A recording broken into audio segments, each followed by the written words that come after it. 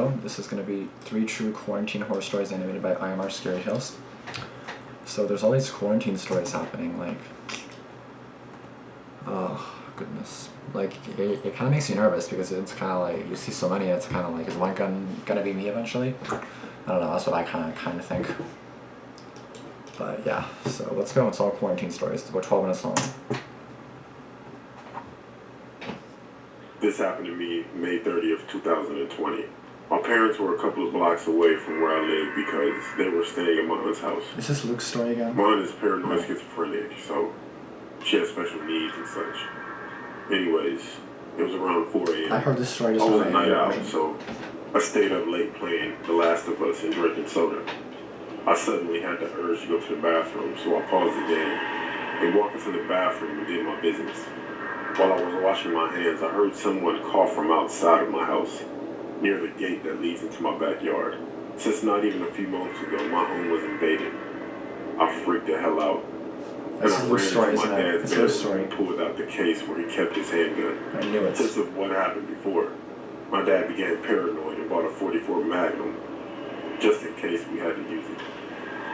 I wasn't supposed to know about it, but my brother told me since my dad told him. I grabbed the gun and then I hid under my dad's bed as I heard the back screen door open and some noise at the back door. It sounded like he was messing with the back door knob. I hoped he would fail to get inside and leave, but it seems like nothing can go right for me this year. Yeah, By this the is way, the second story. I live in Minneapolis. The person somehow got the door open and had entered the house. The back door leads into the basement as I heard the person go downstairs. I then remember my phone in my pocket. I dialed 911. As soon as the operator picked up, I heard the person walk upstairs and walk into the kitchen and began opening and closing all the drawers and cabinets. I didn't feel comfortable talking with a person so close, so I didn't tell the operator what was happening. Then the person entered my dad's Close your bedroom. blinds fully, my dude. They flipped the light open and began digging around through some of my dad's files. I identified the person as this big fat man wearing a stained white robe. Then I got an alert on my phone. It was a text from my friend, who I was playing video games with, asking me what I was doing. Hiding under the bed. I cringed and I clenched my teeth in fear. I asked myself if I was willing to shoot someone. However, I then realized that I had my phone on silent, so it was only a vibration. The man heard something though, and began moving the blankets on my dad's bed. I gripped the revolver handle tight as I then saw the man leave the room and move into another part of my house. I got on the phone with the police and explained the situation to the operator and alerted her of suspicions that a KKK member was in my house because there were rumors that the KKK were in our county. The 911 operator suggested that I remain hidden. I then heard the man walk back into the kitchen and then I heard a loud thud. All of a sudden, the police sirens were heard near my house. I heard the man panicking. The man frantically ran back out my back door. I looked through my dad's window and watched the man in white run and hide in my garage. I went up the front yard and met up with 2 female police officers and explained everything, including how the man was in my garage. I stayed with one of the officers while the other one went to search my garage. She came back 5 minutes later saying it was clear and that a window in my garage was open.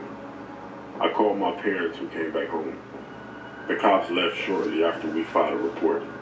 My dad became paranoid and searched the garage, where he found a piece of white cloth underneath his car. I don't know if it was really KKK, but that was a terrifying experience of my life. Especially the second time to have My this dad again. has ordered security cameras to prevent any break-in from happening. Just be safe out there. I'm sorry, my cat opened my door. I want to close Recently, we all know what has been going on around the world. The coronavirus. Well, this No story blinds. took place on April 3rd, 2020. I live in Akron, Ohio with my mother. My mother's a nurse and she works in the Cleveland Clinic Hospital at night 5 days a week. On this day, my mother went to work at 8 p.m., so I was there by myself. I'm 17, so I'm more than capable to stay home. I decided to make myself some dinner right after my mother left because she told me to fend for myself. By 9 o'clock, I was getting ready to sit down to eat when I heard a knock at the door. I I looked at my phone and double-checked the time, and sure enough, it was 9:04 p.m. I thought it was weird being that it was so late. It's not that late, but it's still sus, you know? And it was some random guy I'd never seen before. Sus. I asked him what he wanted, and he asked me if Gigi was home. No Gigi's I told here. him that no Gigi lives here. He then said, oh, and then asked me if I was sure. I said I'm positive. He took out a picture and put it up to the peephole. Yes, I'm and told positive. me that it was Gigi in the picture. At this point, I should have told him again that she's not here, but I didn't.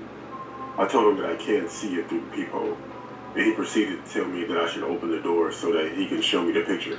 I told him that I don't know about that due to the quarantine. And because you're a random He kept stranger. asking me, so I said fine. I grabbed my mask and opened the door, but I kept my chain on. But as I was opening the door, I swear this guy slightly pushed it. Then he looked surprised when it didn't open. I asked him what he was doing, and he said, my bad, I tripped. Yeah, I okay. said, no you didn't. No, You you weren't even didn't. moving, and I slammed the door. I looked back through the peephole and he took off running. I Exactly, kept bitch. looking outside for about 20 minutes just in Thank case he God tried with to that. come back. Yeah, thank So God with that about an on the hour chain. went by, and as soon as I stopped thinking about that No, creepy Kurt. guy, there was another knock at the door. He could easily probably just go to that window and see you. Again, I looked at the time and it said 10:32 p.m. I looked through the peephole and there was a young woman with a white dress with dark hair over her face just standing there. I can barely see her face due to her hair, but it looked like she had dried up tears. I asked, what do you want? She said, Yeah. then she stopped mid-sentence What? and looked behind her, then corrected Yeah, herself because in a that guy's very with him. I monotone remember the voice. story. I'm from a group that's testing people in your area for the coronavirus. Can you let me in to test you? Yeah, because It's he very looks. important to get tested. Yeah, because look how sus you I look, think and she you're not. noticed the Yeah. peephole on my door. She looked behind her again No, and no, whispered to no someone. testing equipment with But I you. couldn't You look see like who you're it kind of was. like. Then I saw Yeah. the same guy from earlier walk from behind her and headed to my backyard.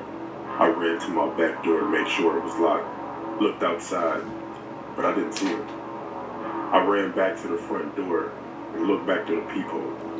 And the girl was just standing there staring at the door, not moving, not even blinking. What are you doing, my dude? Go Then I heard home. someone messing with my back door.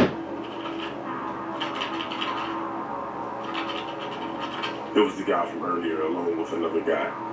I screamed that I'm calling the cops. Then I heard them run away. Then I could see them out my side window running. I looked back in the front and I saw them dragging the woman away. It looked like she didn't want to go with them. The police came over and insisted that it was a prank. Since then, I purchased a gun from a guy that lives around the corner from me. And I'm ready for anything now. Get a freaking curtain. Like, what do you. I'm 15 years old and I prefer my full name was not revealed. This is Luke's But first my story. name is Luke. This happened to me about 2 weeks ago while I was quarantined because of the coronavirus. I remember seeing this story just like a day ago, like I've been able animated to as stay well. home a lot more. On a Friday night, my parents went to go visit my older brother, who was 25, in the city to check on him, while I stayed at home because I wasn't feeling well. At around 10 o'clock, my mom texted me that they would be staying the night at my brother's house and would be back in the morning. I started to feel better and stayed up late a couple more hours playing video games. Then I heard my backyard gate open. My window was right by the backyard, but I thought it could have been my dad. But then I heard a voice I didn't No curtains recognize from my again. window. I couldn't understand what they were saying, but It's like I Spanish, immediately right? got scared. I started searching for my phone, but I couldn't find it. And since we didn't have a house phone, Oh, that one has my her iPhone was curtains the only way to from contact looks my of it. parents. Kind of. I started hearing pounding on my back door, which gave me goosebumps. I turned off my computer and crawled under my bed. I heard 3 more pounds on the door until it finally burst open, and I heard the intruders in my house. I knew I had to arm myself in case they found me, so I grabbed a screwdriver by my nightstand. As I did this, I heard the voices of 3 men speaking Spanish. As I went to crawl back under my bed, I knocked down my book on my dresser, and it made a loud thud. Then I heard more Spanish How and someone cliche, walking. how coincidental. They were walking towards my bedroom. I hid under my bed. As I saw someone enter my room, I was Wait, afraid. two. There's three I guys. covered my mouth as I watched the figure search around my room for about 30 seconds, until giving up and leaving. Put my ear down to the floor, and I heard rustling going on in the basement, and loud yells in Spanish as if two men were arguing. I then finally found my phone on the floor under my sweatshirt, informed the police of my situation, and whispered as much as I could. I asked the operator if I should run, but the lady told me to stay hidden. In like 5 minutes, I heard the police sirens move toward my house, and the three Spanish men began scurrying up the stairs. I heard all of them exit the back door and towards the back gate. After hearing that, I hung up and got from under the bed and went toward the living room. As I heard an officer knocking on the door, calling out police, I ran towards the door until from behind I was tackled by someone. I let out a scream as someone's hand covered my mouth and began choking me with their arm. The officer kicked down the front door and aimed his gun at me and yelled at the man choking me to let me go. The man let me go, and I almost threw up. Another officer entered and escorted me outside, where I explained everything. The officer from earlier brought in the guy who choked me. He had a black goatee and tattoos all over his neck. He cursed me out and told me that if the cops didn't show up, he would have killed me. I finally called my parents, who came home in less than an hour, where the officer explained to my dad that they entered the backyard because the back gate was not locked. And they bust through my door because I didn't use the chain lock. As the police checked out the house, they saw that the kitchen and basement pantry had been raided, along with some valuables, like some of my mom's jewelry. Unfortunately, the two other men still have not been caught, and I haven't heard anything since. I spoke with my dad afterwards, and he believed that they were stealing food because of the virus. But the part that puzzled me is while they would rob houses, people were at home. Exactly. My dad has become a lot more paranoid since that situation, locking every door, and has set to installing security alarms and cameras. And I'm very glad that he did that, because I'm afraid that the one guy who was arrested will come back and fulfill his wish to kill me. It's okay. I got my cat. She'll protect me from any bitches.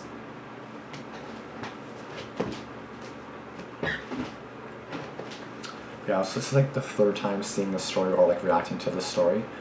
One was just like the story itself, and then two were animated. This is obviously the second one, but yeah, this is the third time seeing this story. So again, if I'm just a little bit like, if I already saw it, then obviously I'm not gonna like really react to it just because I already saw it, right? So not really much to say there. But I hope you guys like this video though. The first one was Luke, and then the second one was Luke. But the second story was actually the first one before the second one, so I don't know why they did it out of order, but whatever.